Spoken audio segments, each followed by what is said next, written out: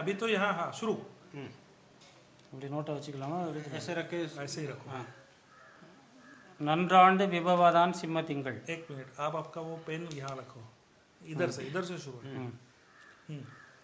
விபவ வருஷம். एक मिनट, हाँ பிறந்த விபவன்னு சொல்லக்கூடிய ஒரு தமிழ் வருஷம். विभव करके बोलने वाले के तमिल वर्ष में आपका जन्म हुआ है। சிம்ம திங்கள் ஆவணி மாதம். तमिल में आवनी महीना भी बनता है। நாள் ஆனலி ஞாயிற்றுக்கிழமை. रविवार का दिन भी है।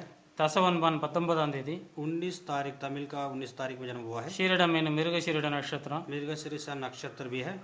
மன்னன் ஏர் அதாவது ரிஷப ராசியில குருவும். और वृषभ राशि के अंदर गुरु रहते हैं। அறிஞன் பெண் கன்னி ராசியில புதனும். कन्या राशि के अंदर बुधा रहते हैं। மீனில் ஆரல் மீன ராசியில செவ்வாயும். मीन राशि के अंदर मंगल रहते हैं। மதி யாழில் யாழ் மிதுன ராசியில சந்திரனும். मिथुन राशि के अंदर और चंद्र रहते हैं। அரவு சால் ராகு வந்து கும்பராசிலையும். कुंभ राशि के अंदर राहु रहते हैं। தேளில் மந்தன் மந்தன் சொல்லக்கூடிய சனி வந்து விருச்சிக ராசிலையும். शनि जो है वृश्चिक राशि के अंदर रहते हैं। சுங்கன் வயல் கடக ராசியில தேளெடுத்து சுங்கன் வயல் அப்படின்னா கடக ராசியில சுக்கிரனும். और उसके बाद कर्क राशि में शुक्र रहते हैं। சொல்லப்படாத மற்ற ரெண்டு கிரகங்கள் வந்து வேங்கைன்னு சொல்லக்கூடிய சிம்ம ராசியில और இருக்கு. उसके बाद ना बताने वाले दो ग्रह जो है व्यंग्य करके बोलने वाले सिंह राशि के अंदर रहते हैं।